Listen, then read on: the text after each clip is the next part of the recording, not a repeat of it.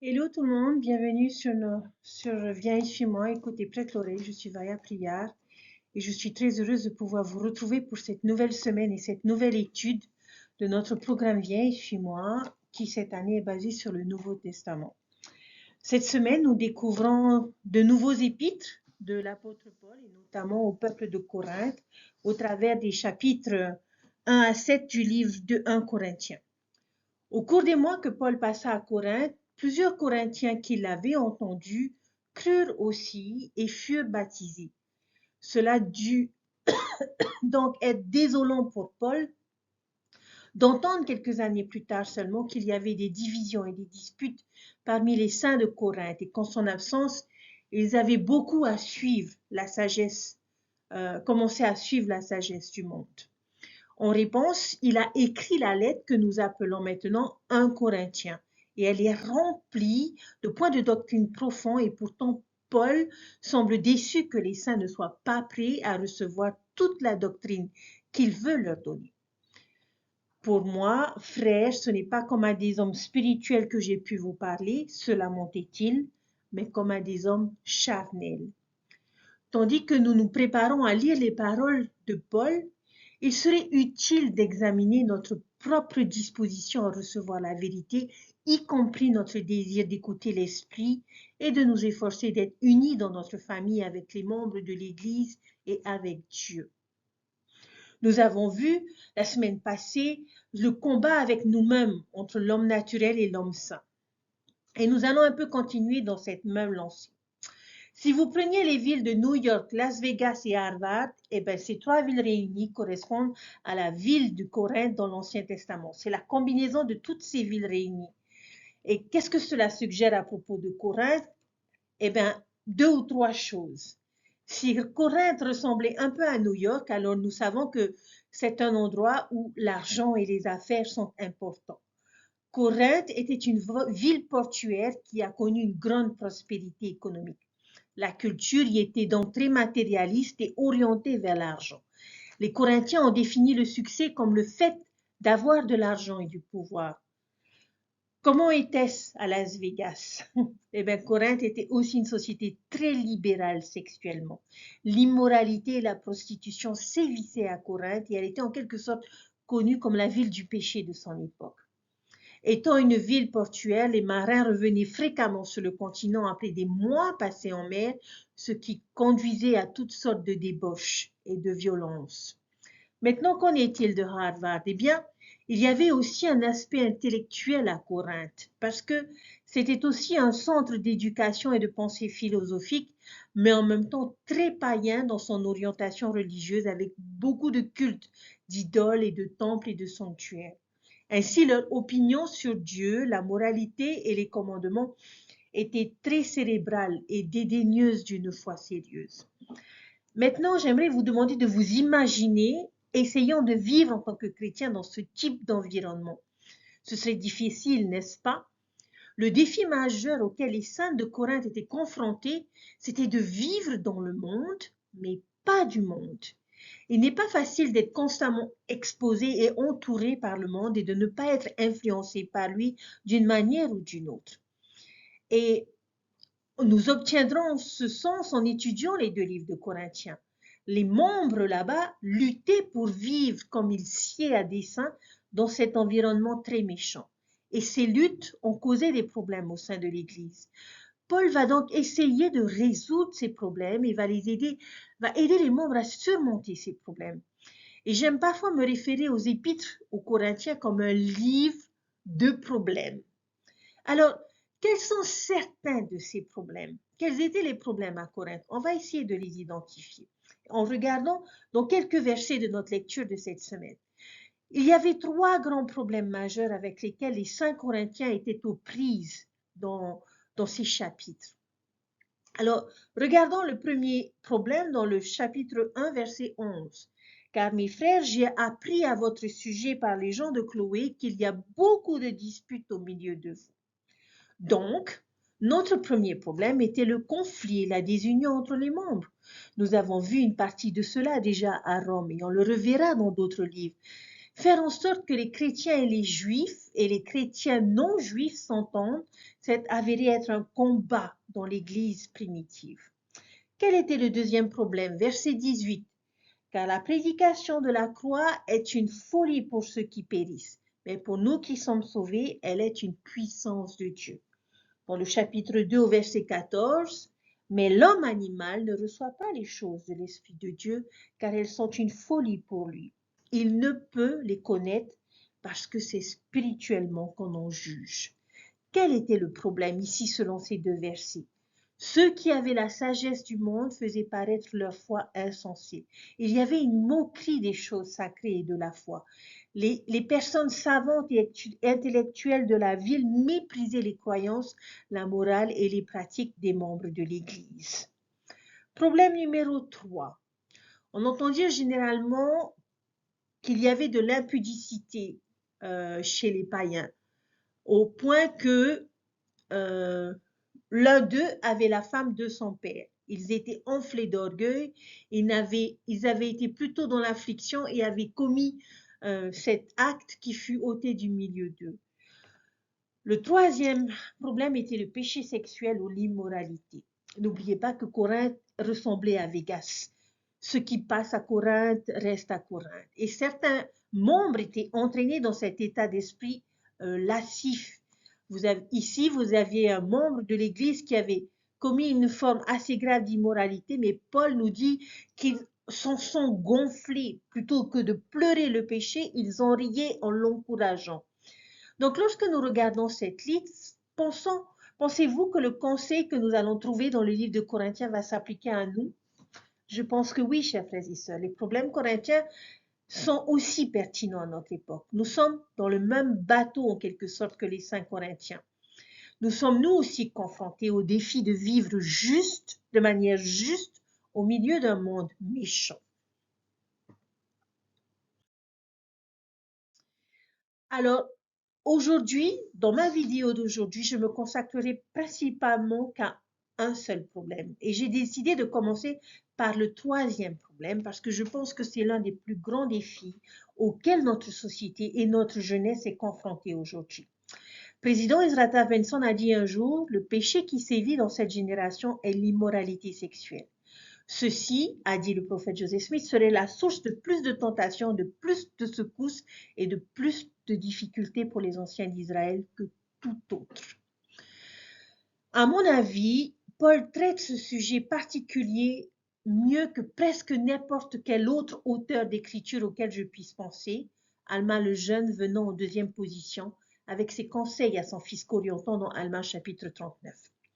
Corinthe avait beaucoup des mêmes problèmes que notre société. En fait, le terme corinthianisé signifiait s'engager dans une grossière immoralité sexuelle. Et les membres là-bas étaient également aux prises avec cela. Alors Paul va raisonner avec les membres et plaider en faveur de la moralité ou de la pureté sexuelle.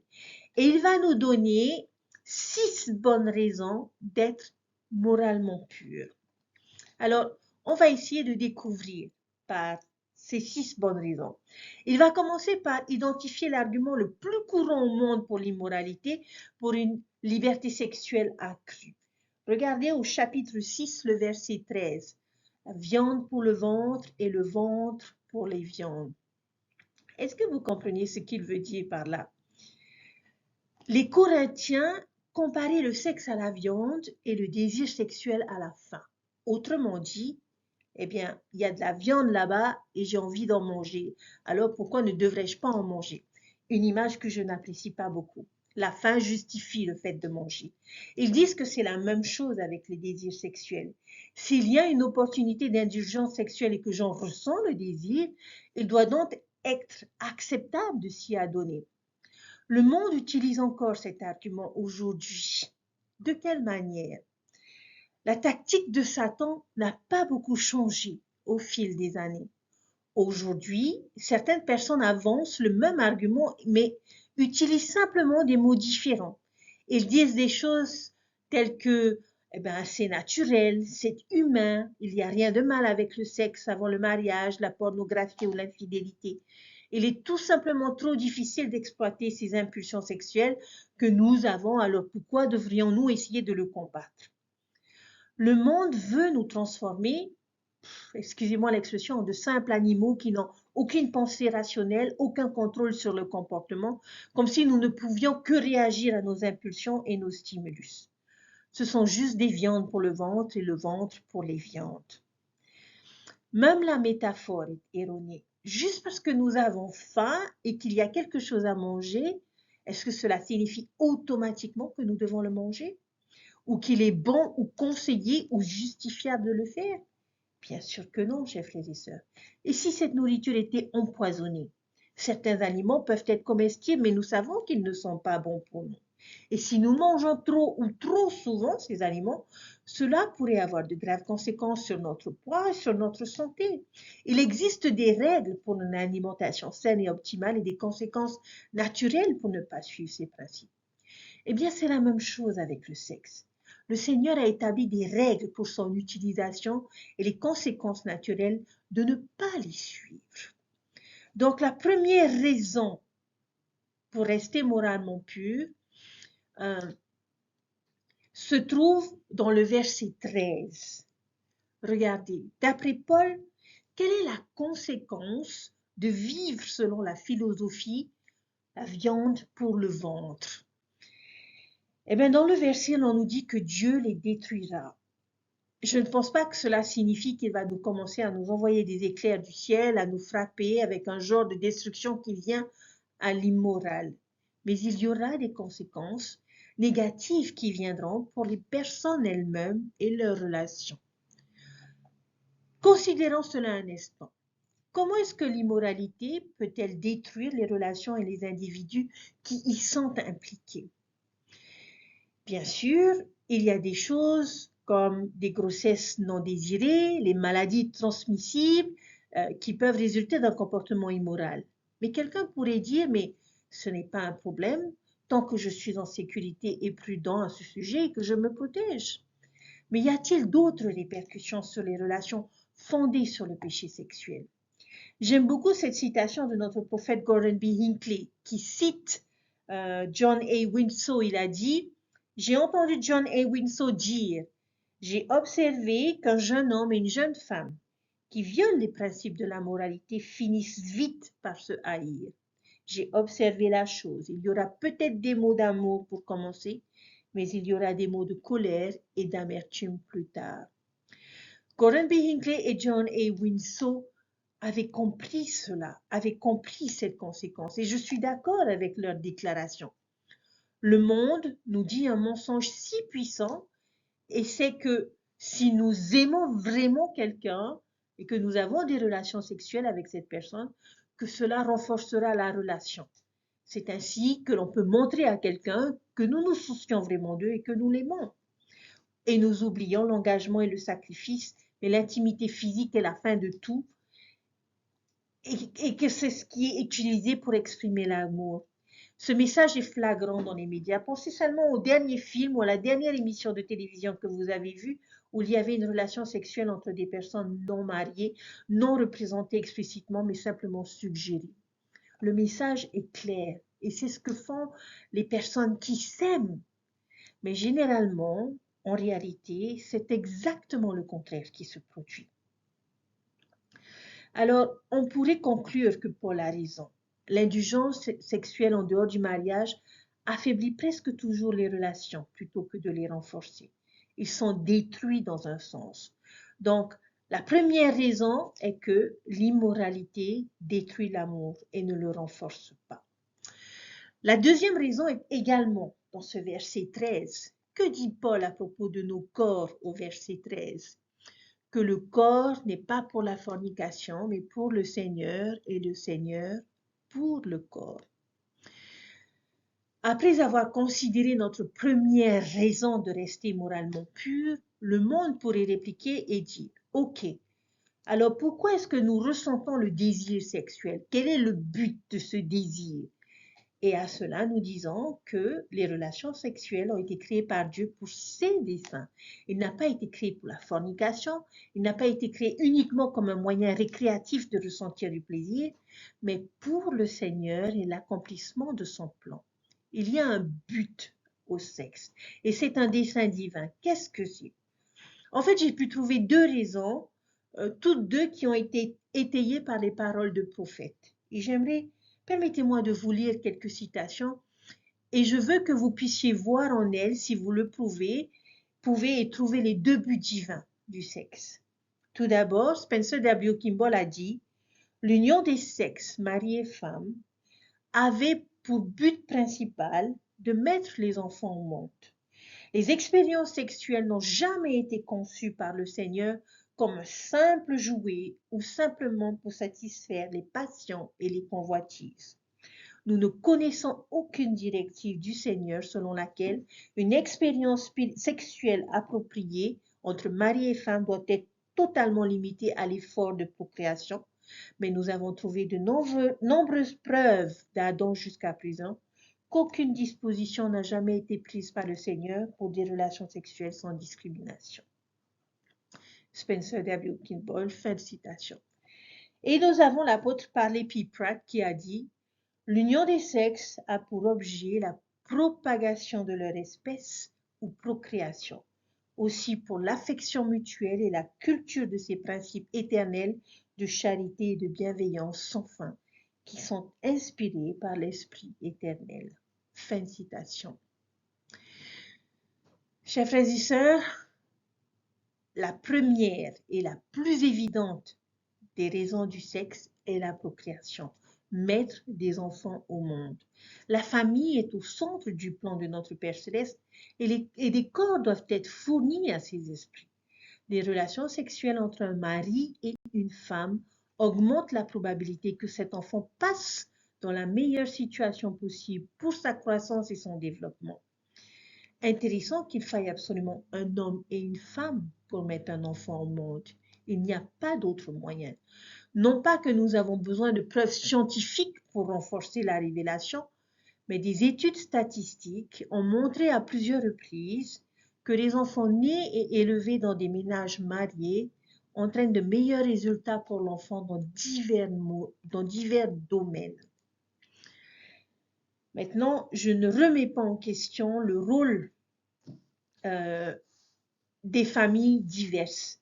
Cela ne signifie pas qu'un enfant élevé dans une famille monoparentale est condamné ou qu'un enfant élevé dans une famille mariée est assuré d'avoir une bonne vie et de réussir, mais qu'il existe une très forte corrélation statistique entre les deux, ou encore qu'un enfant est élevé par deux parents de même sexe. Il y a un autre but pour le sexe qui est également suggéré dans ces citations. Parler plus plate l'appelait l'affection mutuelle, ou plus simplement un moyen de rapprocher les maris et leurs femmes. Le sexe offre une expérience joyeuse et de liaison qui est sacrée et partagée uniquement entre deux personnes. Cela rend cette relation différente et spéciale de toutes les autres relations dans leur vie. Si nos activités sexuelles ne remplissent pas l'un de ces deux buts, alors je soutiens qu'elles ont tort.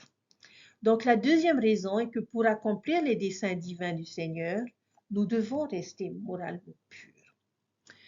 La raison numéro 3 se trouve dans les versets 15 à 17. Ne savez-vous pas que vos corps sont des membres du Christ?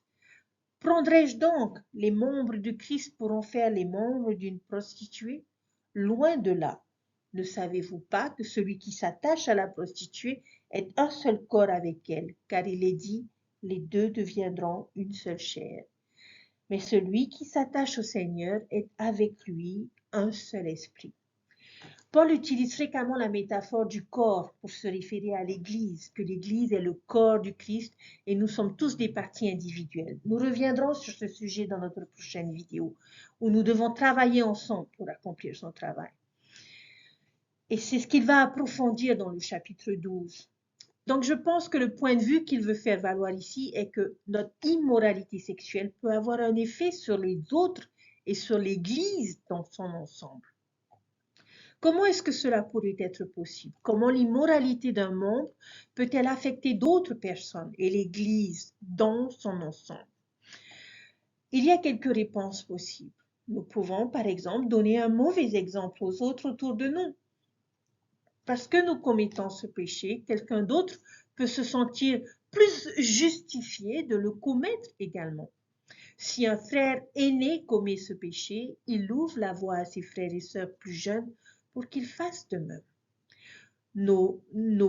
Nos pères et les jeunes qui nous admirent peuvent être affectés et cela peut donner à l'Église une mauvaise réputation auprès de ceux qui n'en sont pas membres. Ils peuvent dire, regardez, les membres de l'Église de Jésus-Christ agissent comme tout le monde dans le monde.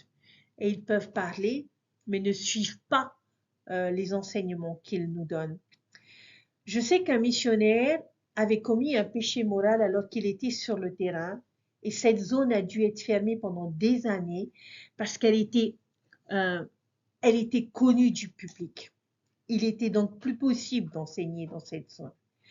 De plus, l'immoralité peut détruire des familles et les familles sont l'épine dorsale de l'Église.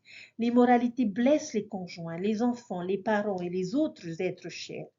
Je pense qu'il est courant pour beaucoup de justifier l'immoralité en disant « je ne fais que du mal à moi-même ». Ma réponse à cela serait « vous le souhaitez ». Mais nos actions ont un impact sur les autres et il est essentiel que nous en tenions compte lorsque nous prenons des décisions de nature immorale. J'aimerais que nous revenions à un verset de Romains qui pourrait servir de référence croisée à notre discussion. Dans Romains chapitre 13, verset 10, ce verset contient l'une des leçons les plus importantes que nous puissions apprendre sur l'amour. Et je commencerai par vous demander ce que vous pensez être généralement la justification la plus courante donnée pour un comportement immoral. Si nous devions demander à quelqu'un pourquoi il a commis la fornication ou l'adultère, 9 fois sur 10, il nous dira « mais nous étions amoureux » ou « j'ai fait cette chose parce que j'étais amoureux ». Mais que nous enseigne Romains chapitre 13, verset 10 sur l'amour? Que l'amour ne fait aucun mal à son prochain. C'est ainsi que nous savons si ce qui nous motive est vraiment l'amour ou autre chose.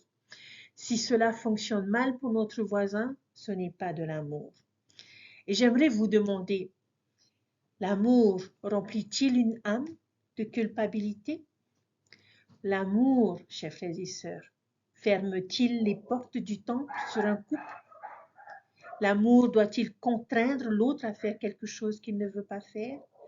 L'amour blesse-t-il intentionnellement l'autre personne, émotionnellement ou physiquement? L'amour entrave-t-il nos prières?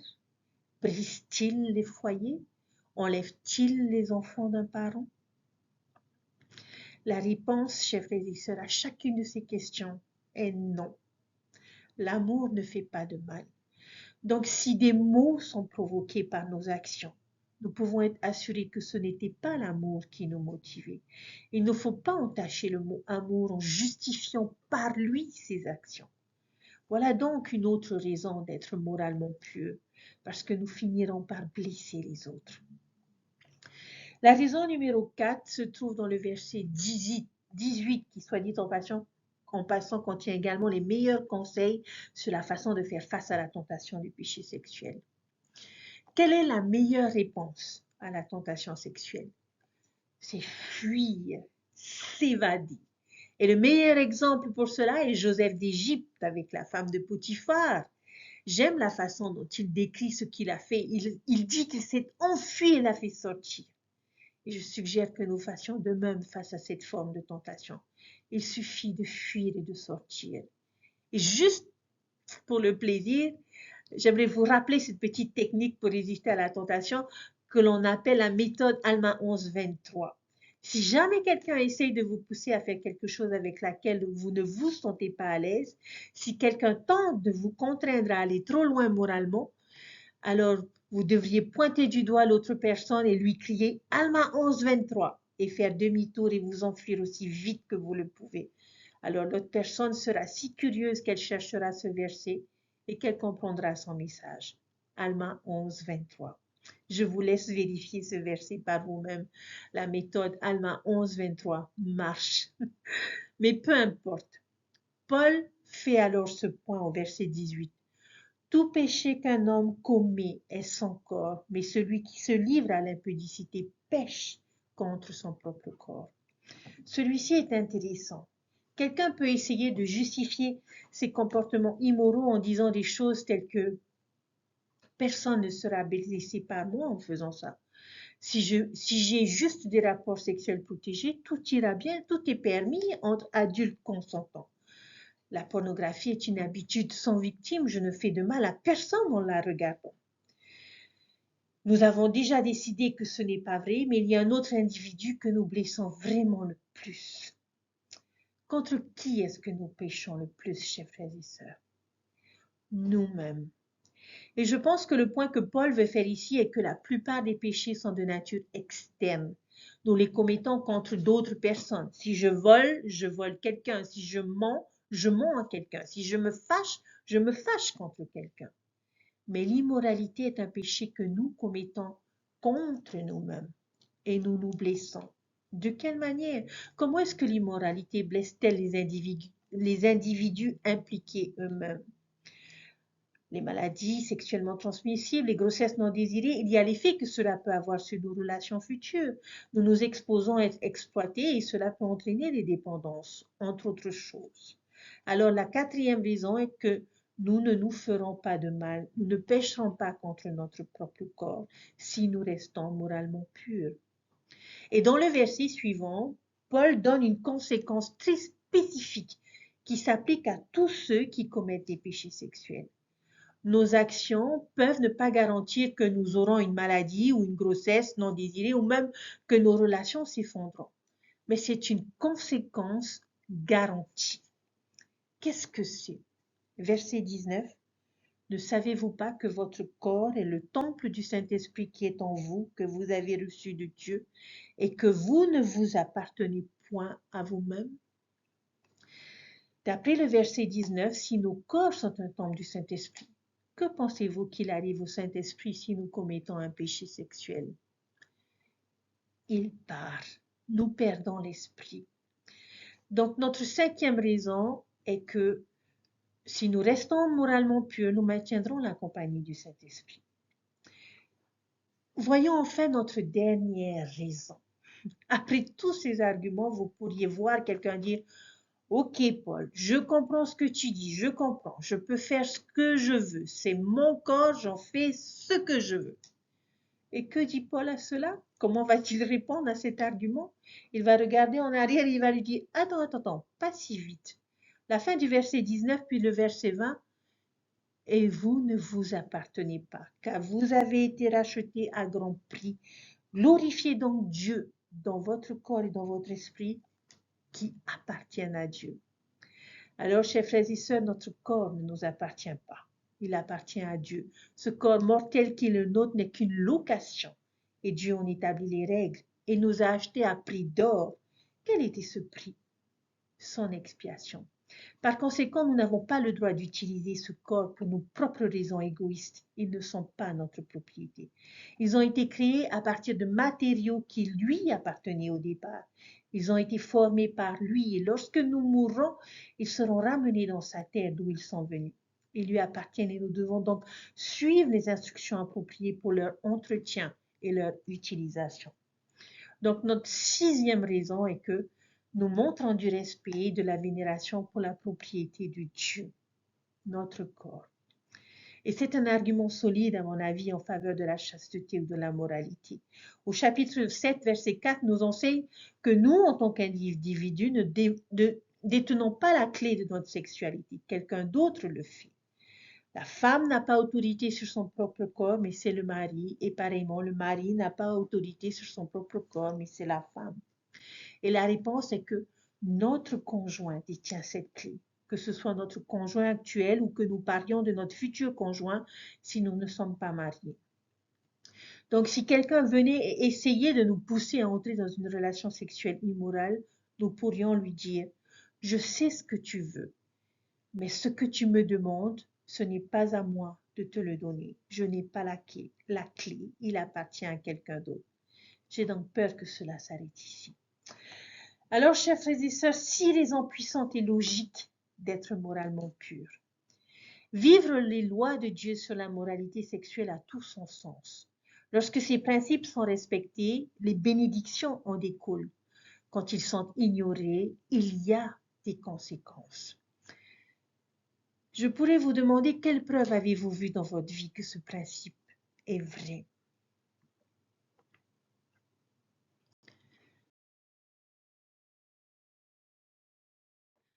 Notre Père céleste a fait de nous des êtres sexués dans un but divin.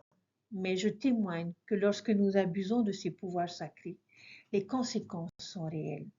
Je nous encourage tous à faire les choses à la manière du Seigneur. Lorsque nous suivons ses règles et ses commandements concernant les relations, notre vie sera remplie d'amour. Comme Alma l'a dit à son fils Chiblanc, ma déclaration préférée dans les Écritures concernant toutes sortes de désirs. Tiens en bride toutes tes passions afin que tu sois rempli d'amour. Le principe est simple. Si nous voulons plus d'amour dans notre vie, tenons en bride ou contrôlons nos émotions puissantes et Dieu remplira notre tasse d'amour jusqu'à ce qu'elle déborde. Et je sais que cela peut être trop simpliste et ne couvre pas les circonstances de tout le monde. Je comprends qu'il existe de nombreuses situations différentes, des choses comme des abus, des divorces, des adultes célibataires qui aimeraient être mariés mais qui n'ont pas eu cette opportunité, et l'attirance pour le même sexe, et plein d'autres situations personnalisées. Mais je vous témoigne, chers frères et sœurs, que si nous restons moralement purs, nous pourrons connaître le bonheur dans cette vie et pour l'éternité. Et nous serons en mesure d'être héritiers du royaume de notre Père céleste. Nous sommes enfants de Dieu et nous devons vivre selon ce statut divin que nous avons. Je sais, chers frères et sœurs, que c'est un sujet pas toujours agréable à parler et que l'on n'a pas toujours envie d'entendre, et surtout lorsque nous nous adressons à nos jeunes, où c'est toujours un sujet délicat. Mais si nous nous refusons d'en parler, le monde l'enseignera à nos enfants. Et nous savons, chers frères et sœurs, que les enseignements du monde sont bien différents des enseignements de Dieu. Alors nous qui connaissons l'Évangile et qui connaissons la parole de Dieu, nous avons la responsabilité d'enseigner ces choses sacrées et pures à nos enfants, de manière à ce qu'ils puissent être à la hauteur des attentes de notre Père céleste et qu'ils comprennent les destinées et les objectifs divins de Dieu. Je vous témoigne qu'il vit et qu'il nous aime et qu'il a besoin de nous dans son œuvre pour permettre à ses enfants d'esprit de venir sur terre et de revêtir d'un corps de chair et d'os dans les meilleures conditions. Et le moyen qui permet à ces esprits de descendre doivent être sacrés, préservés et respectés. Puissions-nous faire en sorte que l'amour défini par notre Père céleste puisse faire partie de notre vie et que nous fassions ce qu'il faut pour que notre tasse déborde d'amour, parce que Dieu bénit nos actes, Dieu bénit nos choix, Dieu bénit nos décisions, parce que nous avons compris quelle était la destinée de chacun et l'importance d'être toujours moralement pur. C'est sur ces choses, chers frères et sœurs, que je vais terminer ma première vidéo. Et je vous invite à méditer sur les deux autres problèmes que les Corinthiens rencontrent, et notamment le problème de l'unité qu'ils avaient du mal à avoir. Je laisse toutes ces choses au nom de Jésus-Christ. Amen. Je vous souhaite une merveilleuse semaine, chers frères et sœurs.